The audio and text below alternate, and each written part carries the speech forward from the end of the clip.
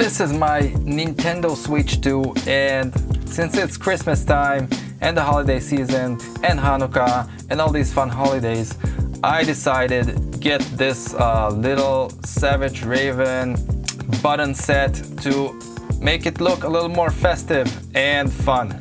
So let's open this up, see what's inside, and try to transform my black, boring Nintendo Switch 2 into a fun and festive Nintendo Switch 2. So let's get it on. So inside the box we have this manual kit that basically tells you how to use all the stickers and how to place them correctly. And here we have two sets of buttons and a lot of stickers. So we got these two options. I'm not sure which one I want to use. What do you guys think? Should we go with this? Should we go with the round one? I think I'm gonna go with this one. So first things first, let me check the quality. I want to see how this feels and how it looks together, because sometimes you can just glue these things up and it's all nice, but it doesn't feel well, you know? So it has to be both ways. So hopefully it will also be actually usable for me. All right, this is weird. Yeah, as you can see, the sticker basically got stuck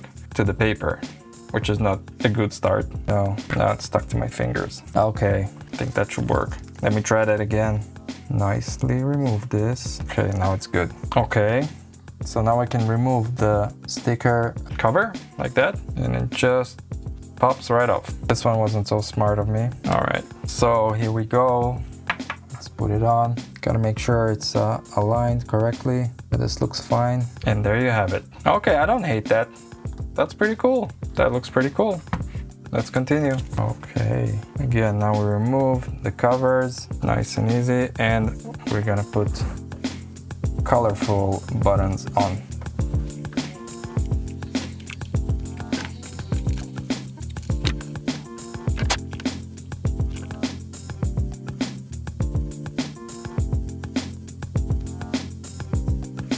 There you go. Okay, we are done. What do you guys think? Is it horrible or is it nice? I think it's a little bit of both, to be honest. I mean, it looks more colorful, but I don't like that there's no letters here.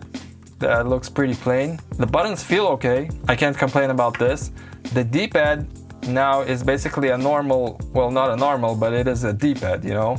So I think this actually can help you if you are into playing these fighting games. This type of D-pad can definitely help you out. And yeah, overall, it's a little more fun and colorful Switch 2. Am I going to keep it on? That's the big question. I don't think so. That's not my look. I like it a little more plain and mature, and this kind of makes it look a little more childish. I don't know, but it's pretty nice. Overall, it's okay. If you are into that look, it's definitely a good way to achieve it. And now, before I go, let me try this D-pad too, so you guys can see how this looks like. This is actually a good test to check how easy it is to remove that. So I just basically peeled it off. As you can see, it wasn't hard. I just took it off and it's out. Not a problem. Some of the stickers are still on the buttons.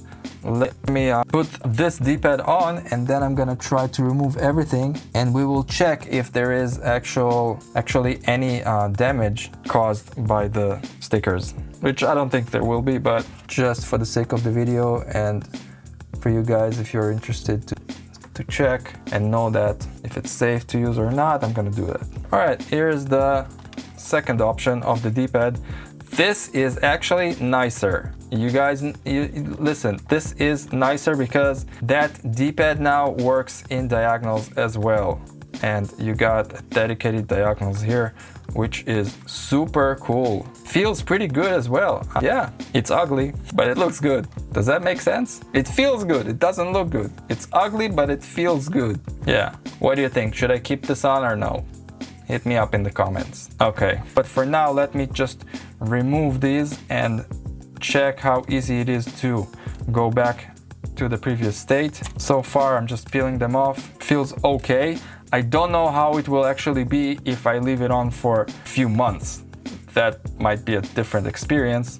But for now, as you can see, you just peel this off easily and you're good to go. So I think I like this one better. Like look-wise, this is solid. This D-pad though, that's a really big improvement. I will be looking for a D-pad like that in black because this color is just too weird like this, but the feel of it, I can definitely recommend you guys get one of these. This is totally worth it. Let me peel this off. This is a little harder to peel, but it still comes off. And yeah, come on. I don't know why they didn't release the device with a normal D-pad. I guess because you have to disconnect the Joy-Cons and then you can play like that. But still, yeah, this feels a lot better when this guy here. Okay, so that was the Savage Raven by Skull & Co. Set, D-pad set for the Switch 2, and I am going to link this up in the description. Oh, I actually see in the picture that they do have an option of black, so I'm gonna get this one.